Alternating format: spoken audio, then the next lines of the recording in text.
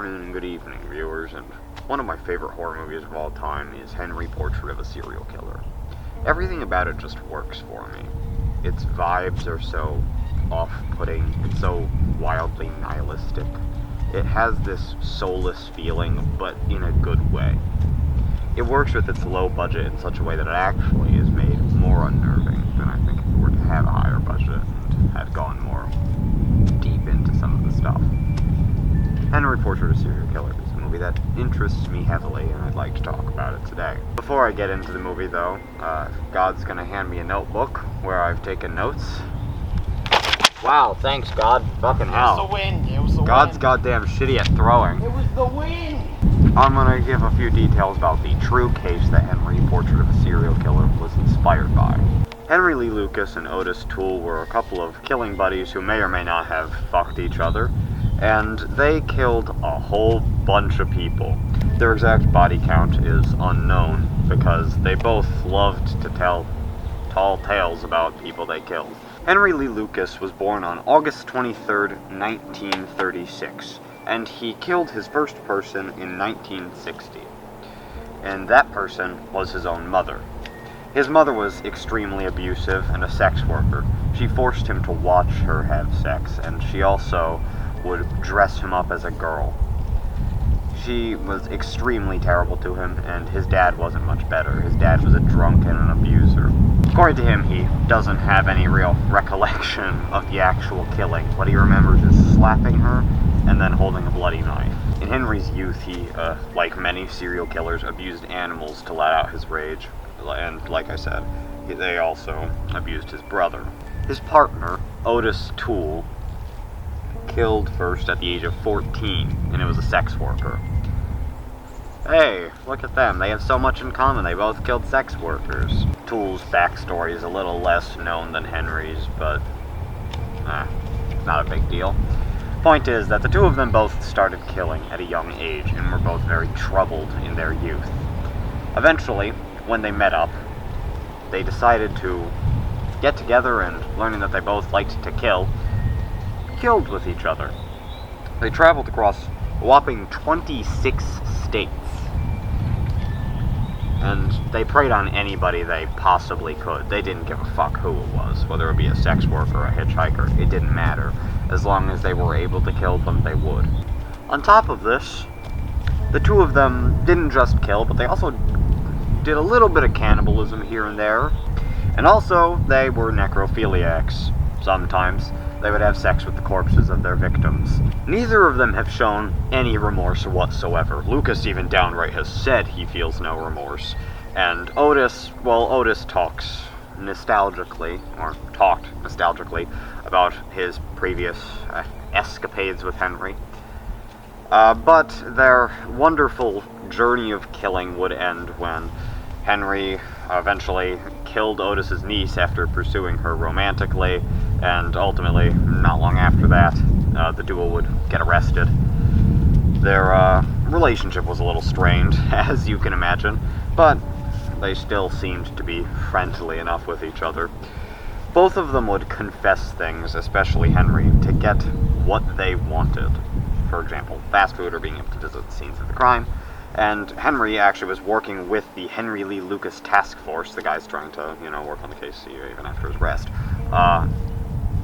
But basically, some of the people, they were basically inside guys and would give him information so that he could confess to crimes that he didn't actually commit, so that he could, by confessing to these crimes, get some extra little privileges. Of course, this was stopped eventually, and that's one of the big things that confuses their actual body count. Supposedly, they've killed over 100 people, but that's according to them. However, a lot of confessions were disproven as DNA evidence was found, and it complicated the case. To this day, no one really knows, though people still pursue answering the question. Will we ever have an answer? No. The two of them are long dead now, so it's not like we can ever get a proper answer out of them, but even if we could, they would just lie even if we could ask them. They're just that type of people. Interestingly enough, Henry was actually originally arrested for possession of a deadly weapon. However, he was eventually just while under arrest, he was like, by the way, I kill people. Henry was sentenced to 10 life sentences. At one point, he was actually sentenced to death. However, George W. Bush, at the time governor, he decided, nah, life in prison's just fine. So, that was interesting. It was also his one and only commute from death to life. So that was, a weird pick for him. Otis, when he was caught, was sentenced to a whopping, 300 years in prison, which is, well, let's just say he didn't make it that long. But now that we've gone through some of the details of the case, I'd like to get into the movie, which is the thing I find most interesting. In 1986, Henry Portrait of a Serial Killer was released, a movie directed by John McNaughton, and it was, well, needless to say, controversial. It's considered one of the most dark and uncomfortable films to come out during the 80s, while if you compare it to something like what was inspired by it, August Underground, for example, it's wonderfully mild in comparison. It really pushes what's okay for the time it came out. And it's so unbelievably grim, and it's undoubtedly a wildly influential movie. The film follows Otis and Henry, two roommates which don't fuck each other in this movie, and Otis's sister, who actually is based off of Otis's niece in real life. However, in this case, it was Otis's sister in the film. And basically, Otis's sisters moved there to make some money and get away from her husband and her family and all that. And she's living with Henry and Otis. And Otis's sister, Becky, starts to form a weird relationship with Henry after learning that he killed his own mother. What'd he do, kill his mama? Uh-huh. Come on, what was he in for? You don't want to know. What'd he do, rob a bank or something? You were right the first time. Huh? You were right the first time. He killed his mama. Both of them suffered horrible, horrible home lives. It was very, very terrible. And they basically trauma bonded. But, well, as you'll see, Henry didn't really trauma bond with her. She just trauma bonded with him. Henry and Otis would work together to kill in this film. Otis had only ever killed in self-defense, supposedly, in the film. So the killing of two prostitutes was his first totally killing out of total malice, which Henry helped him with. Eventually he gets a taste for it throughout the film, and Henry helps him get deeper and deeper into the world of murder. Henry's philosophy is basically, nothing matters, human life doesn't really matter.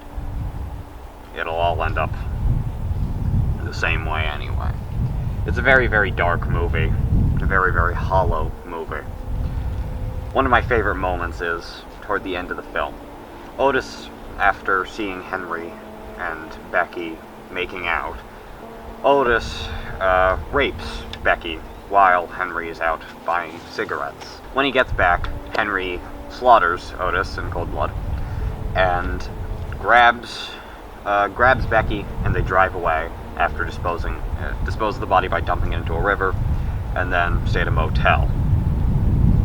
However, on the way, what I believed to be the end of the film was the two of them simply sitting in the car, and Becky confesses her love toward Henry, and Henry simply says, I guess I love you too. It shows that there's definitely not some true, beautiful serial killer and sexual assault victim bond going on here.